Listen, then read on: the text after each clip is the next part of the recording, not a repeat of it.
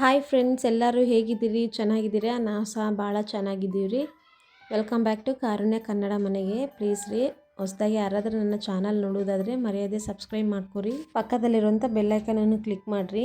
ಇದೊಂದೇ ವಿಡಿಯೋ ಅಲ್ಲ ರೀ, ನಾನು ಪ್ರತಿಯೊಂದು ವೀಡಿಯೋಸನ್ನು ನೋಡಿರಿ. ಯಾಕೆಂದರೆ ರೀ, ನೀವು ನೋಡೋದ್ರಿಂದ ನನಗೂ ಎಷ್ಟೋ ಹೆಲ್ಪ್ ಆಗುತ್ತೆ ರೀ.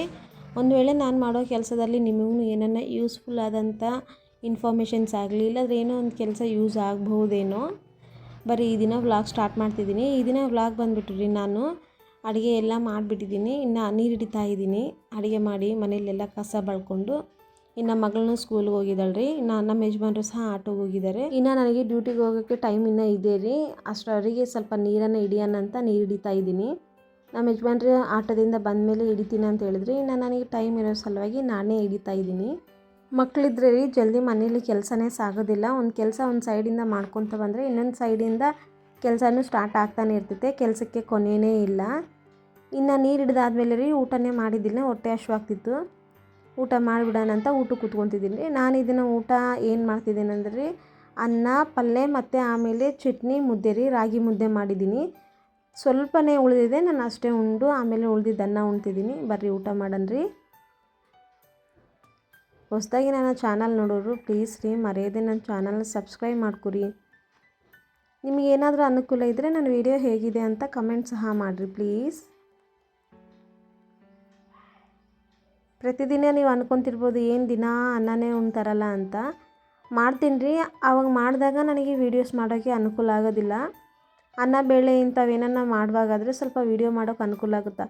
ಟಿಫಿನ್ ಮಾಡಿ ಮತ್ತು ಮಧ್ಯಾಹ್ನದ ಅಡುಗೆ ಮಾಡುವಾಗ ನನಗೆ ವಿಡಿಯೋಸ್ ಮಾಡೋಕ್ಕೆ ಅನುಕೂಲನೇ ಆಗಿಲ್ಲ ರೀ. ಈ ವರ್ಷ ನೋಡಿದ್ರೆ ಅಸಲು ಮಳೆನೇ ಆಗಿಲ್ಲ. ಹೋದ ವರ್ಷಕ್ಕೆ ಹೋಲಿಸಿದ್ರೆ ರೀ, ಈ ವರ್ಷ ಪ್ರತಿಯೊಂದೂ ಭಾಳ ರೇಟ್ ಆಗ್ತವೆ. ಯಾಕೆಂದರೆ ಮಳೆ ಇಲ್ಲಲ್ಲ. ನಮ್ಮ ಬಳ್ಳಾರಿಯಲ್ಲಂತೂ ಅಸಲೇ ದೊಡ್ಡ ಮಳೆ ಅನ್ನೋದೇ ಆಗಿಲ್ಲ ಈ ಸರಿ. ಭಾಳ ಅಂದರೆ ಭಾಳ ಕಡಿಮೆ. ಹೋದ ವರ್ಷ ಆದರೆ ಎಲ್ಲರ ಮನೆಯಲ್ಲಿ ಎಷ್ಟೋ ನೀರು ನುಗ್ಗಿಬಿಟ್ಟಿದ್ವು. ಈ ಸರಿ ಅಸಲು ಮಳೆನೇ ಇಲ್ಲಪ್ಪ. ಏನೋ ದೇವ್ರ ಕೃಪೆಯಿಂದ ನಮ್ಮ ಮನೆ ಕಡೆ ನೀರಿಗೆ ಮಾತ್ರ ಕೊರತೆ ಇಲ್ಲ. ಆದರೆ ರೈತರಿಗೆ ನೀರು ಬೇಕಲ್ವ. ರೈತರಿಗೆ ನೀರಿದ್ದರೆ ಬೆಳೆ ಬೆಳೆಯೋಕ್ಕೆ ಅನುಕೂಲ ಆಗುತ್ತೆ. ಅವ್ರಿಗಿನ್ನೂ ನೀರಿಲ್ಲ ಅಂತಂದರೆ ಅವ್ರಿಗಿನ್ನ ಕಷ್ಟ ನಮಗೆ ಜಾಸ್ತಿ. ಕಷ್ಟಪ್ಪ. ಹೊಲ ಮಾಡೋರು ಅವರೆಲ್ಲ ಹೊಲದ ಮೇಲೇ ಡಿಪೆಂಡ್ ಆಗಿದ್ದವರಿಗೆ ಸ್ವಲ್ಪ ಕಷ್ಟ. ಆದರೆ ಅವಾಗೆ ಹೋಲಿಸಿದ್ರೆ ಇವಾಗ ಎಷ್ಟೋ ವಾಸಿ. ಯಾಕೆಂದರೆ ಇವಾಗ ಯಾರೋ ಒಂದದ್ರ ಮೇಲೆ ಡಿಪೆಂಡ್ ಆಗಿರಲ್ಲ. ಒಂದಕ್ಕೆ ಎರಡು ಕೆಲಸ ಮಾಡೋಕ್ಕೆ ಟ್ರೈ ಮಾಡ್ತಾರೆ. ನೀರು ಹಿಡಿತಾ ಇದ್ದೀರಿ. ನಾನು ನೀರು ಹಿಡಿತಿದ್ರೆ ಡ್ರಮ್ ತುಂಬಿಬಿಡ್ತು. ಮತ್ತೆ ಹೋಗಿ ಸಿಂಟೆಕ್ಸ್ಗೆ ಇಟ್ಟು ಮತ್ತೆ ಬಂದು ಊಟ ಮಾಡಿದ್ದೀನಿ. ನನಗೆ ಒಂದು ಸಾರಿ ಎದ್ದು ಊಟ ಮಾಡುವಾಗ ಎದ್ದಿನಂದರೆ ನನಗೆ ಊಟ ಮಾಡೋಕ್ಕೆ ಆಗೋದಿಲ್ಲ. ಪಾತ್ರೆ ನೋಡಿದ್ರೆ 2 ಪುಟ್ಟಿ ಆಗಿಬಿಟ್ಟಿದೆ ರೀ. ಯಾಕೆ ಅಂತಂದರೆ ಸಾಟರ್ಡೆ ತೊಳೆದಿದ್ದೆ ಲಾಸ್ಟ್ ಡೇ. ನಾನು ಸಂಡೇ ಅಸಲು ಪಾತ್ರೆನೇ ತೊಳೆದೇ ಇಲ್ಲ. ಒಂದೇ ಸಾರಿ ಸಂಡೇವು ಮಂಡೇನೇ ತೊಳಿತಾ ಇದ್ದೀನಿ.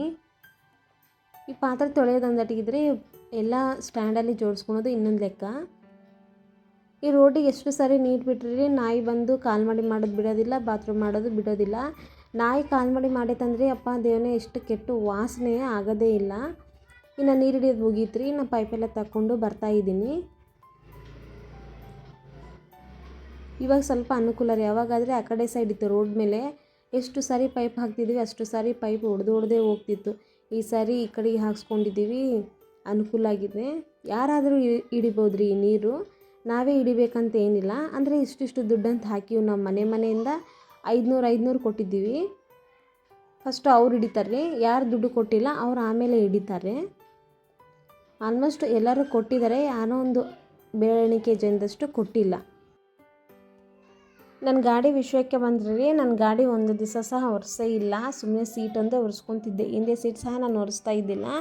ಯಾಕಂದರೆ ಅಷ್ಟು ಕುತ್ತಿಗೆ ಬರೋವರೆಗೆ ಮನೆ ಕೆಲಸ ಮಾಡ್ಕೊಳೋಕ್ಕೆ ಸರೋಗ್ತಿತ್ತು ನನಗೆ. ಇನ್ನೇನು ಓವರ್ ಟೈಮ್ ಆಗಿತ್ತು ಕೆಲಸಕ್ಕೆ ಹೋಗೋಕ್ಕೆ ಅಂದಾಗೆ ಇನ್ನು ಅದೊಂದು ಸೀಟ್ ಒರೆಸ್ಕೊತೀನಿ. ಇಲ್ಲಾಂದರೆ ಅದಕ್ಕೂ ಒರೆಸ್ಕೊಳಲ್ಲ, ಸುಮ್ಮನೆ ಹೋಗೇ ಬಿಡ್ತೀನಿ. ಸ್ವಲ್ಪ ಜನ ನಾನು ಎಕ್ಸೆಲ್ ಗಾಡಿ ಹಾಕ್ಕೊಂಡು ಕೆಲ್ಸಕ್ಕೆ ಹೋಗ್ತಿದ್ರೆ ರೀ, ಜನ ನೋಡಿ ನಗ್ತಾರೆ. ಆದರೆ ನನ್ನ ಮುಂದೆ ನಗೋದಿಲ್ಲ. ನಾನು ಮುಂದೆ ಹೋದ್ಮೇಲೆ ನನ್ನ ನೋಡಿ ನಗ್ತಾರೆ. ಏನು ಕಾಣ್ತೈತೆ ಏನೋ ಗೊತ್ತೇ ಇಲ್ಲ. ಯಾಕೆಂದರೆ ನಾನು ಯಾವುದ್ರಲ್ಲಿ ಹೋದ್ರೂ ಗಾಡಿಯಲ್ಲೇ ಹೋಗ್ತಿದ್ದೀನಲ್ವ. ನನಗೆ ಬಾಧೆ ಇಲ್ದಂಗೆ ಅವ್ರಿಗೆ ಯಾಕೆ ರೀ ಬಾಧೆ. ಎಷ್ಟು ಮಾಡ್ತಾಳ, ಒಂದು ಗಾಡಿ ತಗೊಳಕ್ಕಾಗಲ್ಲ ಅಂತ ನೋಡೋರು ಅನ್ಕೊತಾರೆ. ದಾರಿಯಲ್ಲಿ ರೋಡ್ ಮೇಲೆ ಹೋಗೋರು ರೀ, ಒಬ್ಬೊಬ್ಬರು ನಾನು ಹಿಂಗೆ ನೋಡ್ತಾರೆ. ನನಗೆ ಒಂಥರ ಅನ್ನಿಸ್ತೈತೆ. ಆದರೂ ಪರವಾಗಿಲ್ಲ, ನಂದು ನಾನೇ ಎಂಕರೇಜ್ ಮಾಡ್ಕೊತೀನಿ. ಈಗಿನ ಸ್ಥಿತಿ ಇದು ಹಿಂಗೆ ಇರಲ್ಲ, ಮುಂದೆ ಇನ್ನೂ ಚೆನ್ನಾಗಿರ್ತೀವಿ, ಅವಾಗ ಒಳ್ಳೆ ಸ್ಕೂಟಿ ತೊಗೊಳೋಣ ಅಂತ ಅನ್ನಿಸುತ್ತೆ ರೀ ನನಗೆ. ಗಾಡಿನ ನಮ್ಮ ಯಜಮಾನ್ರು ಯಾವಾಗನ ನೀರು ಬಿಟ್ಟಾಗ ಅವರೇ ಒರೆಸ್ತಾಯಿದ್ರು. ಈ ಸರಿ ನಾನೇ ನೀರು ಬಿಟ್ಟು ನೀಟಾಗಿ ಒರೆಸಿದ್ದೀನಿ ನಮ್ಮ ಬುಲೆಟ್ನ. ಇನ್ನು ಮಧ್ಯಾಹ್ನ ಅಡುಗೆಗೆ ರೀ ಪುಳಿಯೋಗರೆ ಮಾಡಿಟ್ಟಿದ್ದೀನಿ. ಹೌದು ರೀ, ಪುಳಿಯೋಗರೆ. ನಮ್ಮ ಯಜಮಾನ್ರಿಗೆ ಸ್ವಲ್ಪ ಇಷ್ಟ ಪುಳಿಯೋಗರೆ ಅಂದರೆ, ನನಗಂತ ಅಸಲಿಗೆ ಇಷ್ಟ ಇಲ್ಲಪ್ಪ. ಆ ಪುಳಿಯೋಗರೆ ಉಣ್ಬೇಕಂದ್ರೆ ಅಪ್ಪ ಸುಮ್ಮನೆ ಉಣ್ತೀನಿ ನಾನು. ಗ್ಯಾಸ್ ಕಟ್ಟೆ ಕ್ಲೀನ್ ಮಾಡುವಾಗೆಲ್ಲ ರೀ, ಕ್ಲೀನ್ ಮಾಡಿದಾಗ ಏನು ಅನ್ಕೊತೀನಿ, ಈ ಸರಿ ಗ್ಯಾಸ್ ಮೇಲೆ ಅನ್ನಕ್ಕಿಟ್ಟಾಗ ಅಸಲು ಉಕ್ಕಲಾರಂಗ ನೋಡ್ಕೋಬೇಕು, ಗಂಜಿ ಕೆಳಗೆ ಬೀಳಾರಂಗ ಬೇಗ ಅದ್ರ ಮುಚ್ಚಳ ತೆಗಿಬೇಕು ಅಂತ ಎಷ್ಟು ಸಾರಿ ನಿಂತ್ಕೊತೀನಿ ರೀ. ನಿಂತ್ಕೊಂಡಾಗ ಇನ್ನು ಲಾಸ್ಟಿಗೆ ಏನೋ ಒಂದು ಕಣ್ಣಿಗೆ ಕಾಣ್ತಂದರೆ ಹಿಂಗೋಗಿ ಅಂತ ಹಿಂಗೆ ಮಾಡಿ ಬಂದ್ಬಿಡೋಣ ಅಂತ ಹಿಂಗೋಗಿ ಹಿಂಗೆ ಬರೋಷ್ಟರಲ್ಲಿ ಉಕ್ಕೇ ಬಿಟ್ಟಿರ್ತೈತೆ ರೀ. ಹಬ್ಬ ಇಷ್ಟೆಲ್ಲ ಒರೆಸಿ ಮಾಡಿದ್ದು ವೇಸ್ಟ್ ಆಗಿಬಿಡುತ್ತಲ್ಲಪ್ಪ ಅನಿಸ್ತೈತೆ. ಇಲ್ಲಿ ನಮ್ಮ ಗ್ಯಾಸ್ ಕಟ್ಟಿದಾಗ ಮೂಲೆಯಾಗ ರೀ ನಮಗೆ ಕೆಳಗೆ ಎಲ್ಲಿ ಇಟ್ಕೊಳಕ್ಕೆ ಜಾಗ ಇಲ್ಲ, ಅದಕ್ಕೆ ನಾವು ಅಲ್ಲಿ ಇಟ್ಕೊಂಡಿದ್ದೀವಿ. ಮೇಲೆ ಒಂದು ಅಲ್ಲಿಗೆ ಮಾಡಿ ಕೊಡ್ರಿ ಅಂತ ನಮ್ಮ ಯಜಮಾನ್ರಿಗೆ ಹೇಳಿದ್ದೀನಿ. ಅವ್ರಿಗೆ ಇನ್ನೂ ಅನುಕೂಲನೇ ಆಗ್ತಾಯಿಲ್ಲ. ಇನ್ನು ನಾನು ಸ್ನಾನ ಮಾಡ್ಕೊಂಬಂದ್ರಿ, ನಾನು ಕೆಲಸಕ್ಕೆ ರೆಡಿ ಆಗ್ತಾಯಿದ್ದೀನಿ. ಹೆಂಗೋ ನನಗೆ ಒಳ್ಳೆತಾಗ ಕೆಲಸ ಸಿಕ್ಕಿದೆ. ಪಾಪ ಸ್ವಲ್ಪ ಲೇಟಾಗಿ ಹೋದ್ರೂ ಕೇಳ್ತಾರೆ. ಅದೇ ಬೇರೆ ಕಡೆ ಆದರೆ ರೀ ಕೆಲಸದಿಂದ ತೆಗೆದು ಫಸ್ಟು ನೀನು ಮನೆಗೆ ಹೋಗಮ್ಮ ಅಂತ ಹೇಳ್ತಾರೆ, ಬೈತಾರೆ. ಅಂದರೆ ಬೇರೆ ಕಡೆ ಹೋಲಿಸಿದ್ರೆ ಸ್ವಲ್ಪ ಮೇಲು. ಅಷ್ಟೇ ಅಲ್ಲ ರೀ, ಇನ್ನೊಬ್ರ ಕಡೆ ಕೆಲ್ಸಕ್ಕೆ ಹೋದಾಗ ಒಂದು ಮಾತು ಬರ್ತಾ ಇರ್ತಾವೆ, ಅನಿಸ್ಕೋಬೇಕು, ಸುಮ್ಮನೆ ಇರಬೇಕು. ನಾವೇನಾರ ರೋಷಕ್ಕೆ ಹೋಗಿವಂದರೆ ನಮಗೆ ನಾವೇ ಕೊಯ್ಕೊಂಡಂಗೆ ಆಗುತ್ತೆ. ಇನ್ನು ರೆಡಿಯಾಗಿರಿ, ನಾನು ಪ್ರಾರ್ಥನೆ ಮಾಡಿ ನನ್ನ ಕೆಲಸಕ್ಕೆ ನಾನು ಹೊರಡ್ತಾ ಇದ್ದೀನಿ.